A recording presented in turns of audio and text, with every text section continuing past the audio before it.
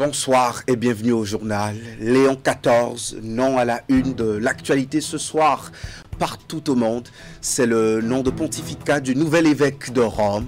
Le successeur de François est connu depuis quelques heures. Il vient des Amériques comme son prédécesseur, un premier pape de la confrérie de Saint-Augustin dans l'histoire de l'Église catholique romaine.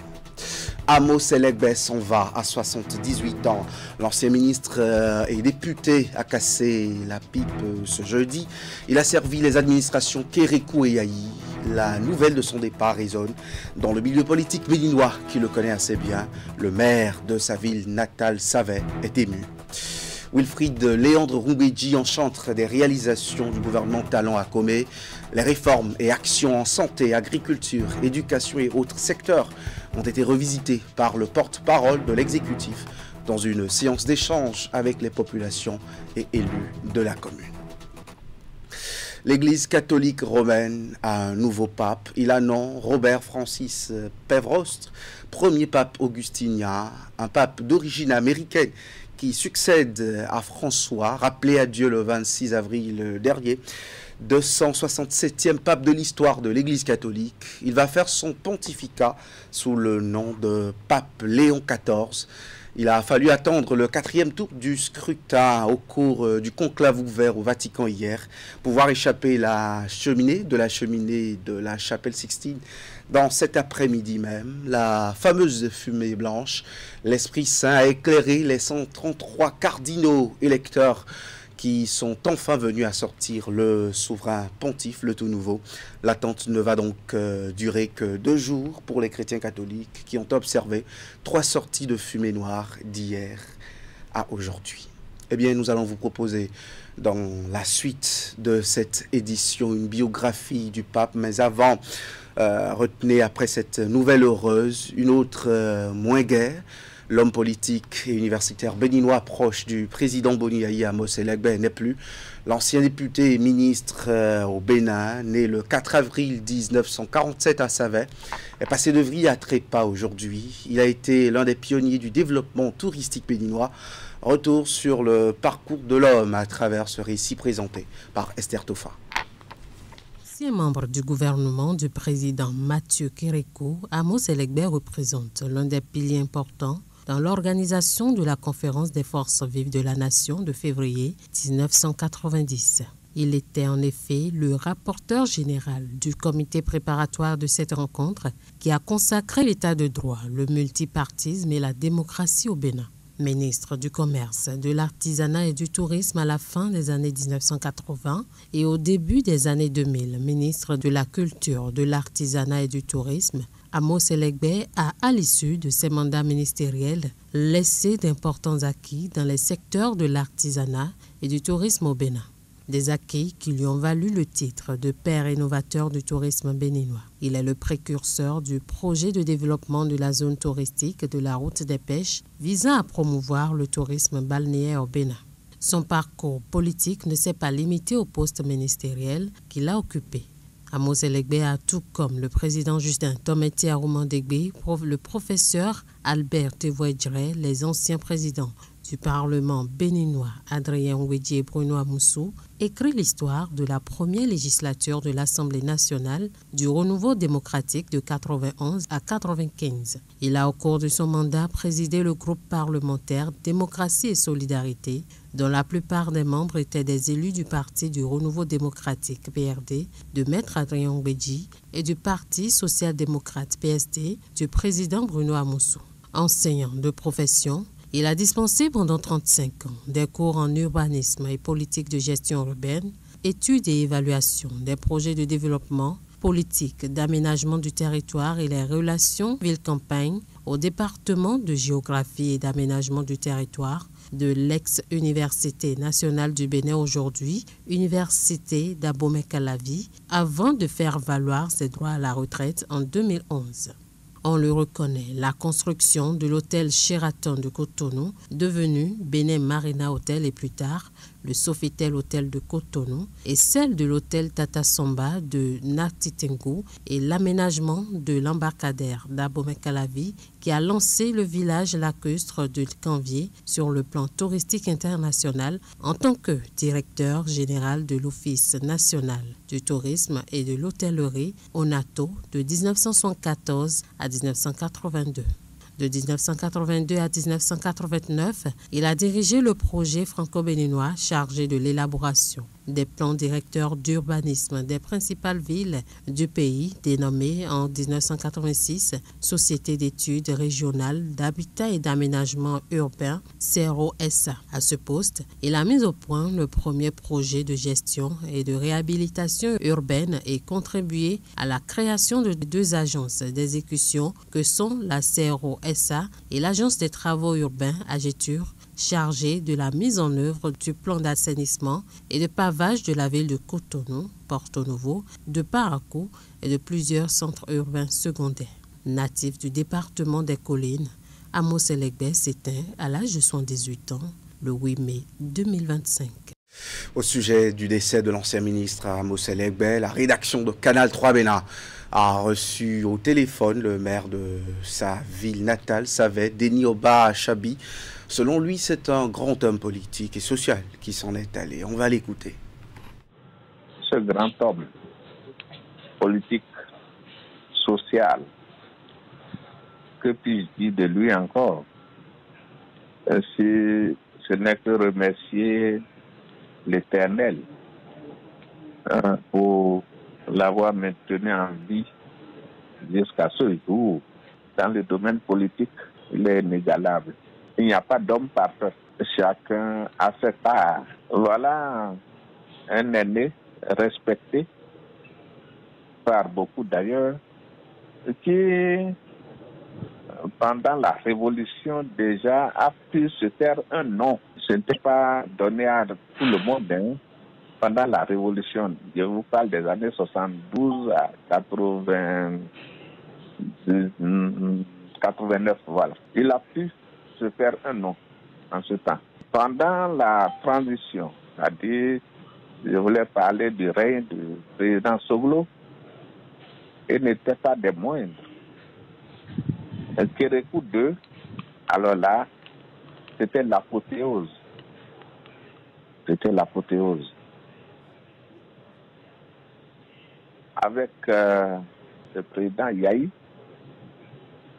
il a maintenu toujours le cap.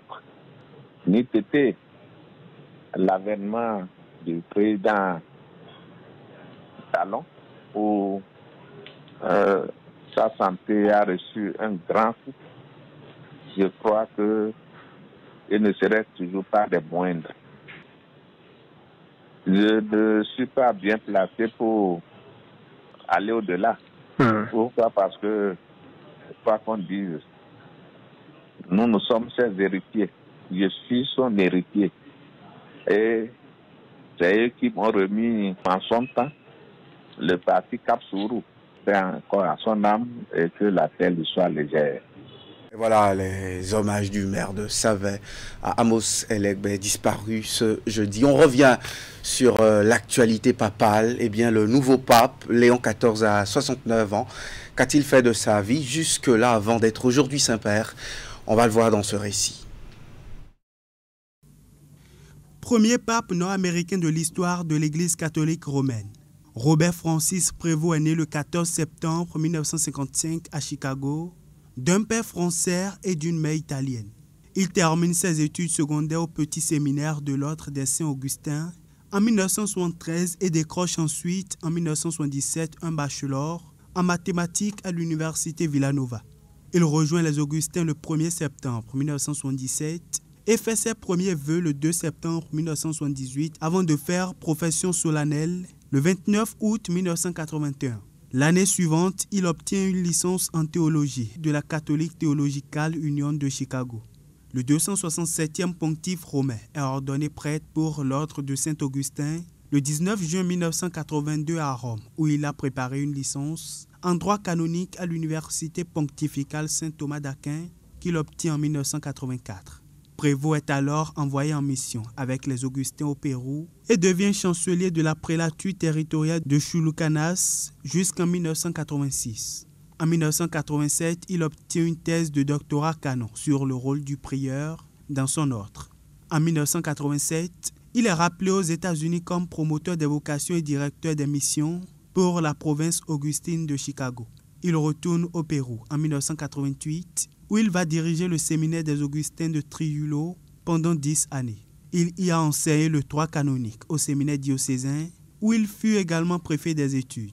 Robert Francis Prévost est nommé administrateur apostolique du diocèse de Chiclayo et évêque titulaire de Sufar le 3 novembre 2014 par son prédécesseur. Installé 4 jours plus tard, il reçoit la consécration épiscopale le 12 décembre suivant des mains du nonce apostolique au Pérou James Green. Le 26 septembre 2015, il est fait évêque de Chiclayo. Le 13 juillet 2019, Prévost est nommé membre de la Congrégation pour le clergé. Il a été administrateur apostolique du diocèse de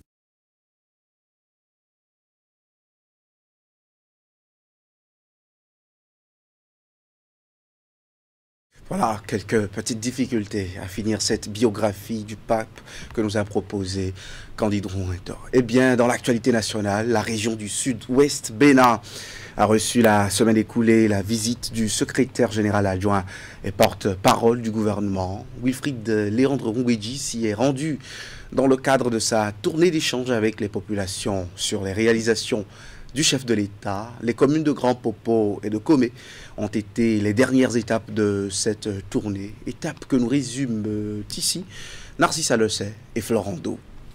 Ici à Comé, deuxième plus grande ville du département du Mono après Lokossa, les populations ne semblent avoir Dieu que pour les réformes du régime en place.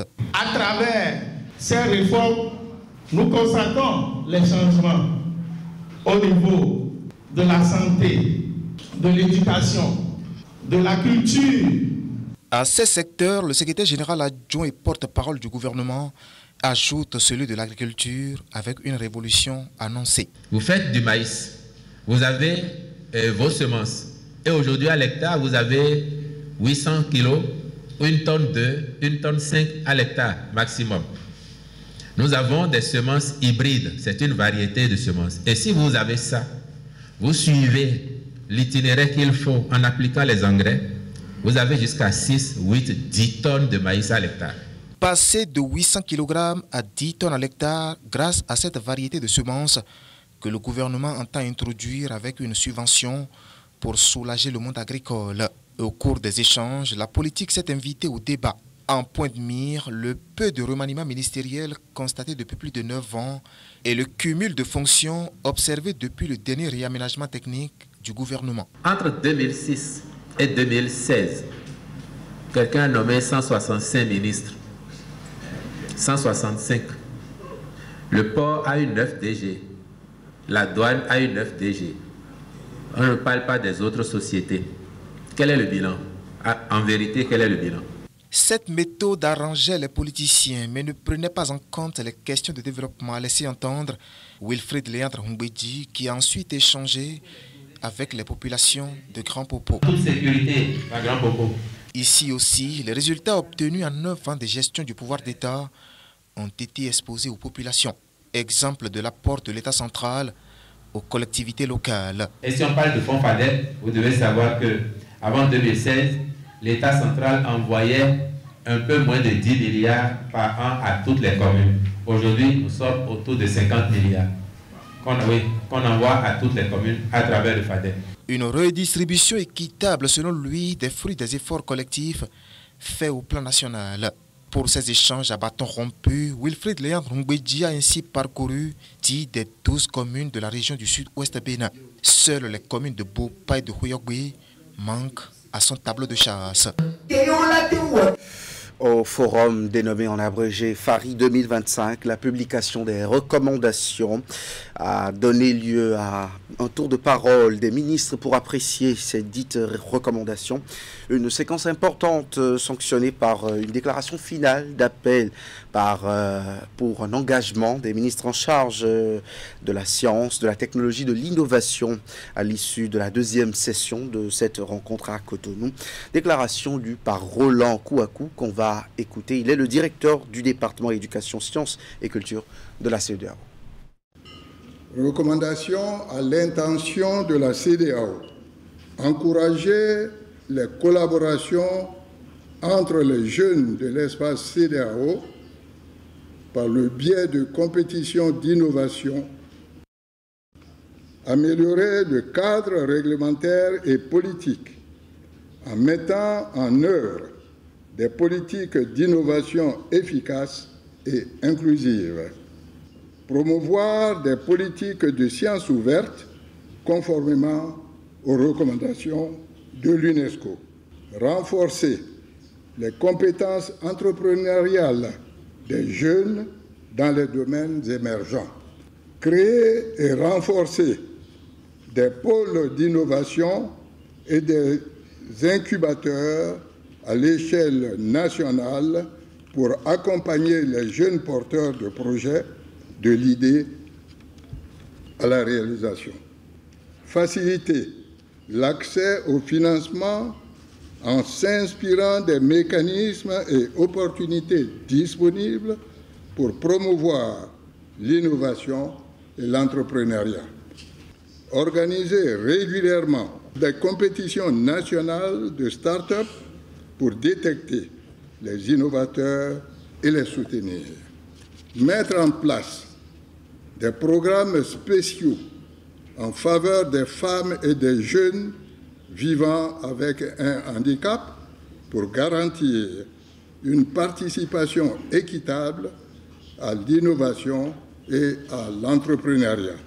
Mobiliser le secteur privé et la diaspora pour encourager les investissements en RSE et les programmes de stage à l'endroit des jeunes. Promouvoir l'organisation d'universités d'été pour renforcer les capacités des start-up. Eh bien, c'était plutôt là le représentant du comité des experts aux États membres de la CEDEAO à ce forum FARI 2025. On finit en sport. Le Bénin a commémoré hier l'édition 2025 de la journée mondiale de Kids Athletics. Eh bien, les commémorations officielles ont mobilisé comme chaque année des milliers d'enfants à travers le monde autour des valeurs de l'athlétisme. Eh bien, comme l'année dernière, le ministère des Sports et celui des enseignements maternels et primaires, aux côtés de la Fédération béninoise d'athlétisme, ont sacrifié à la tradition cette année encore. Elle s'est déroulée sur 24 différents sites à travers le Bénin avec la mobilisation de plus de 8000 participants impliqués. Les encadreurs et parents aussi. Retour ici sur les moments forts de ces manifestations au stade Omnisport de Ouidah.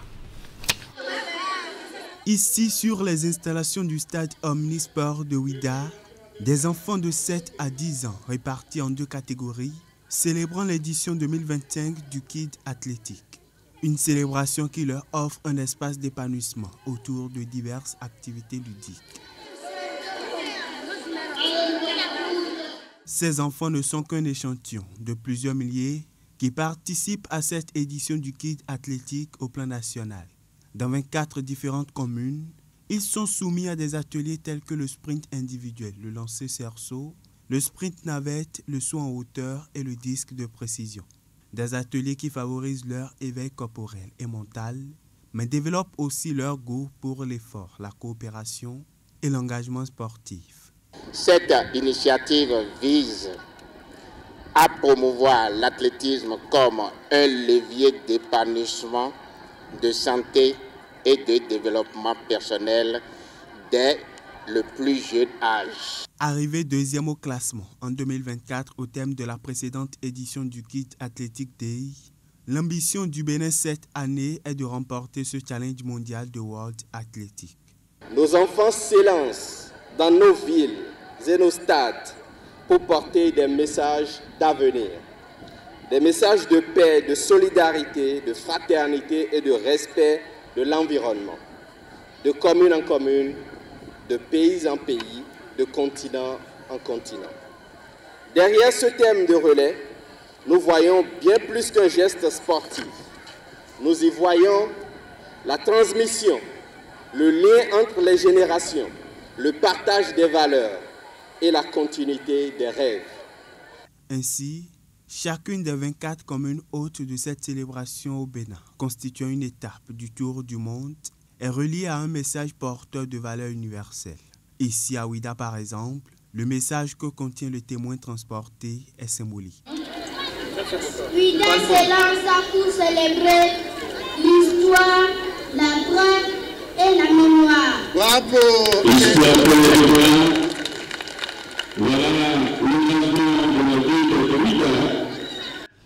Et voilà, ce journal s'achève. Médias au Bénin, nécessité d'un assainissement.